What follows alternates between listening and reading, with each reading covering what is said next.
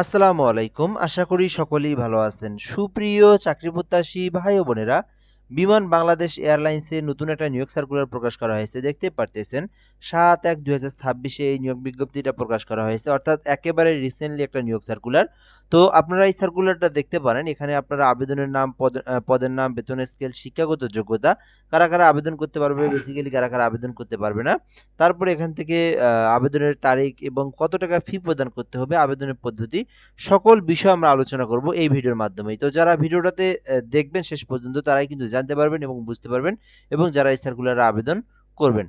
আশা করি আপনারা এই বিষয়গুলো বুঝতে পেরেছেন। তো তার আগে একটা বিষয় বলে নেই, আমি যদি আপনারা যদি আমাদের এই চ্যানেলে নতুন এসে থাকেন, নতুন দেখে থাকেন, অবশ্যই সাবস্ক্রাইব করে রাখবেন।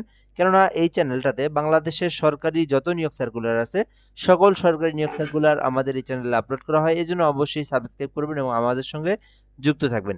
তো আমরা এখান থেকে শুরু করব। বিমান বাংলাদেশ এয়ারলাইন্স লিমিটেডে নিম্ন উল্লেখিত পদে ক্যাজুয়াল ভিত্তিতে জনবল নিয়োগের লক্ষ্যে যোগ্য বাংলাদেশী নাগরিকদের নিকট হতে দরখাস্তর আহ্বান করা যাচ্ছে।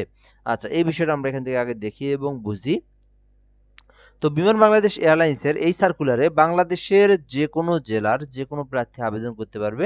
নারী পুরুষ উভয়ে আবেদন করতে পারবে এবং আবেদনটা অবশ্যই অনলাইনের মাধ্যমে কিন্তু আপনাদেরকে করতে হবে। আশা করি আমরা এই বিষয়গুলো বুঝতে পেরেছি। তো এখানে ১ নম্বরে আছে বেতন বিভাগ ৩-১ এর প্রশাসন, পদের সংখ্যা ৫৭টি রয়েছে। অর্থাৎ এখানে পদের নাম যেটা সেটা হচ্ছে জুনিয়র অপারেটর জিএসই ক্যাজুয়াল। এটা হচ্ছে পদের নাম। তো আপনারা যে পদে আবেদন করবেন পদটার নাম হচ্ছে জুনিয়র অপারেটর জিএসই, যেটার হচ্ছে সংক্ষিপ্ত রূপ যেটা ক্যাজুয়াল। সো আপনারা কিন্তু এই ক্যাজুয়ালে আবেদন করবেন। তো এখান থেকে বেতন বিভাগ যেটা আরকি সেটা হচ্ছে আপনার ৩-১ এর প্রশাসন এবং পদসংখ্যা রয়েছে ৫৭টি। তো পদসংখ্যা কিন্তু বিশাল। তো অবশ্যই আপনারা এইটাতে আবেদন করতে পারেন। যেখানে বয়স কিন্তু ৮/১/২০২৬ খ্রিস্টাব্দ তারিখে অর্ধ ৩৫, অর্থাৎ আপনারা এই তারিখ থেকে মাইনাস করে যদি আপনাদের বয়স ৩২ এর নিচে থাকে আপনারা কিন্তু আবেদন করতে পারবেন। অর্থাৎ এখান থেকে বেসিক্যালি ১৮ হতে ৩২ বছর পর্যন্ত আপনারা আবেদন করতে পারবেন। এখন আমরা দেখব শিক্ষাগত যোগ্যতা। কি শিক্ষাগত যোগ্যতা থাকলে আপনি আবেদন করতে পারবেন? এখানে বলা আছে কমপক্ষে এইচএসসি অথবা সমমান পরীক্ষায় উত্তীর্ণ। অর্থাৎ আপনি যদি এইচএসসি পাস করে থাকেন আবেদন করতে পারবেন। সেটা জেনারেল থেকে হোক, মাদ্রাসা থেকে হোক, ভোকেশনাল থেকে হোক, যেখান থেকেই হোক আপনি কিন্তু এইচএসসি পাস করলেই আবেদন করতে পারবেন। এখানে আরেকটা বিষয় বলা আছে, বাংলাদেশ রোড ট্রান্সপোর্ট অথরিটি কর্তৃক পেশাদার ড্রাইভিং লাইসেন্স থাকতে হবে। তো এটা কিন্তু আপনার জুনিয়র অপারেটর জিএসআই ক্যাজুয়ালে কিন্তু আবেদন করার জন্য আপনাদের ড্রাইভিং লাইসেন্স থাকতে হবে। তাহলে কিন্তু আপনারা আবেদন করতে পারবেন এবং অবশ্যই এইচএসসি পাস থাকতে হবে এবং যানবাহন চালানোর ৩ বছরের অভিজ্ঞতা থাকতে হবে। বেসিক্যালি এইটা ৩ বছর এখানে দেওয়া থাকে। তো অনেকের ৩ বছর না থাকলেও কিন্তু তারা এটা দিয়ে আবেদন করতে পারে আরকি। এটা আপনার যেকোনো জায়গায় আপনার অভিজ্ঞতাটা থাকলেই হবে। সেটা কোনো সরকারি প্রপার্টিতে হোক, সরকারি চাকরিতে হোক, আবার আপনার আধা সরকারি হোক, একদম বেসরকারি হোক, কারো বাড়ির হোক, কারো কোনো কোম্পানি প্রতিষ্ঠানের হোক, আপনি যেকোনো জায়গায় হোক না কেন ৩ বছরের কোনো একটা অভিজ্ঞতা থাকলেই কিন্তু আপনি আবেদনের এখানে শো করতে পারবেন এবং অবশ্যই আপনাদেরকে মেইন যে বিষয়টা সেটা হচ্ছে এইচএসসি পাস থাকতে হবে এবং ড্রাইভিং লাইসেন্স থাকতে হবে। আশা করি আমরা এই সার্কুলারের এই বিষয়গুলো জানতে পেরেছি এবং বুঝতে পেরেছি। সো এখন আমরা দেখব আবেদনের বিষয়গুলো। ১৮ হতে ৩২ বছর পর্যন্ত আপনার আবেদনের সময়সীমা রয়েছে। এর মধ্যে কিন্তু আপনাদেরকে আবেদনটা করতে হবে। আচ্ছা, এখন আমরা এখানে দেখব বর্ণিত পদে নির্বাচিত প্রার্থীগণ ৮৯ দিন ভিত্তিতে শর্ত সাপেক্ষে নবায়নযোগ্য নিয়োগপ্রাপ্ত হবেন। নিয়োগ বিজ্ঞপ্তি সম্পর্কিত যে কোনো সংশোধন প্রযোজন যদি থাকে বিমান বাংলাদেশ এয়ারলাইন্স লিমিটেডের ওয়েবসাইট, যেটা www.biman.gov.bd, এই ওয়েবসাইটে প্রকাশ করা হবে। এখান থেকে আপনারা দেখে নিতে পারেন এবং www.bimanairlines.com প্রকাশ করা হবে। আপনারা এখান থেকে সকল বিষয়গুলো দেখে শুনে নিতে পারবেন। আচ্ছা, এরপর যদি আমরা দেখি আপনি কিভাবে এই সার্কুলারে আবেদন করবেন। অনলাইনে আবেদনপত্র পূরণ সংক্রান্ত নিয়মাবলী দেওয়া আছে এখানে।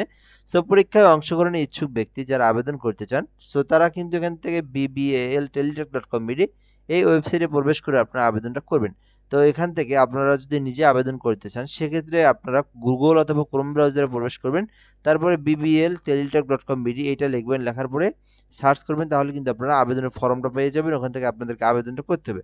আপনি চাইলে আমার মাধ্যমে আবেদন করে নিতে পারবেন। সেক্ষেত্রে আমার এই হোয়াটসঅ্যাপ নাম্বারটা দিয়ে দিলাম এখানে। সো যারা ঘরে বসে থেকে নির্ভুলভাবে এই সার্কুলারে আবেদন করতে চান, এছাড়াও যে কোনো সরকারি চাকরির আবেদন করতে চান, হোয়াটসঅ্যাপ নম্বরে যোগাযোগ করতে পারেন। 0177583031 এই নম্বরে হোয়াটসঅ্যাপে এসএমএস করলেই আমাদের মাধ্যমে আবেদন করে নিতে পারবেন। আচ্ছা, এরপরে দেখব এই আবেদনটা ৮/১/২০২৬ তারিখে আপনার শুরু হবে, অর্থাৎ আজ থেকে আপনার আবেদনটা শুরু, যেটা চলমান থাকবে ২১/১/২০২৬, অর্থাৎ জানুয়ারি মাসের ২১ তারিখ পর্যন্ত আপনারা আবেদন করতে পারবেন। তো যারা ভিডিওটা দেখছেন ২১ তারিখ পর্যন্ত সময় আছে, এর মধ্যে আপনাদেরকে আবেদনটা করতে হবে। এখন আমরা দেখব এই সার্কুলারে যদি আপনি আবেদন করতে চান কত টাকা ফি জমা দিতে হবে। সো এখানে দেওয়াই আছে, এখানে অ্যাপ্লিকেশন কপিতে একটি ইউজার আইডি নাম্বার দেওয়া থাকবে, যেখানে ইউজার আইডি ব্যবহার করে নিম্নোক্ত প্রার্থীদের পদ্ধতিতে যে কোনো টেলিটক প্রিপেইড মোবাইল নাম্বারের মাধ্যমে ২টি এসএমএস এর মাধ্যমে আপনাদেরকে অফারেরযোগ্য ফি সেটা হচ্ছে ৳২২৩ ৭২ ঘন্টার মধ্যে জমা দিতে হবে। অর্থাৎ এখানে কিন্তু আপনার ৳২২৩ থাকলেও ৳২৩০ খরচ হবে, কেননা এখানে ২টা এসএমএস দিতে কিন্তু আপনার ৳৬ কেটে নেয়। তো আপনারা এখান থেকে যারা আবেদন করবেন নিজেই যদি পেমেন্ট দিতে চান সেক্ষেত্রে ৳২৩০ আপনাদের খরচ হবে। আপনারা যদি এই পদে আবেদন করতে ইচ্ছুক হন, ৳২৩০ দিয়ে আপনারা আবেদনটা করবেন। আচ্ছা, কিভাবে ফি জমা দিবেন এটাও বলে দেওয়া আছে এখানে। So BBAL 11 space user ID লিখবেন, BBAL 11 লিখবেন, লেখার পরে স্পেস দিবেন একটা, দেওয়ার পরে ইউজার আইডি লিখবেন, লেখার পরে 16222 নাম্বার যেটা টেলিটক সিমের নাম্বার যেটা, সো এই নাম্বার আপনাদেরকে কিন্তু সেন্ড করতে হবে। অর্থাৎ এই যে এই নাম্বারটাতে আপনাদেরকে সেন্ড করতে হবে। প্রথমে এসএমএসে আপনারা ফার্স্ট এসএমএসে BBL লিখবেন, লেখার পরে একটা স্পেস দিবেন, দেওয়ার পরে আপনারা অ্যাপ্লিকেশন কপি থেকে ইউজার আইডি নেবেন, নেওয়ার পরে 16222 নাম্বার আপনারা সেন্ড করে দিবেন। তো পরবর্তীতে সেন্ড করার পরে একটা কিন্তু পিন নাম্বার দেওয়া হবে আপনাকে। সো ওই পিন নাম্বার দিয়ে আপনাদেরকে কিন্তু একটা কাজ করতে হবে, সেটা হচ্ছে এখানে দেওয়া আছে BBL স্পেস ইএস স্পেস দিতে হবে।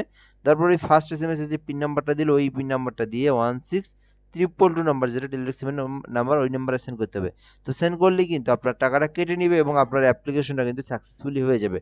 তো এটাই ছিল মূলত বিষয়। যারা এইটাতে আবেদন করতে চান ৫৭টি পদের ক্যাজুয়ালে যারা আবেদন করতে চান ২১ তারিখ পর্যন্ত সময় আছে, এর মধ্যে আপনারা আবেদনটা করবেন। আশা করি আপনারা বিষয়টা সম্পর্কে জেনেছেন এবং বুঝেছেন।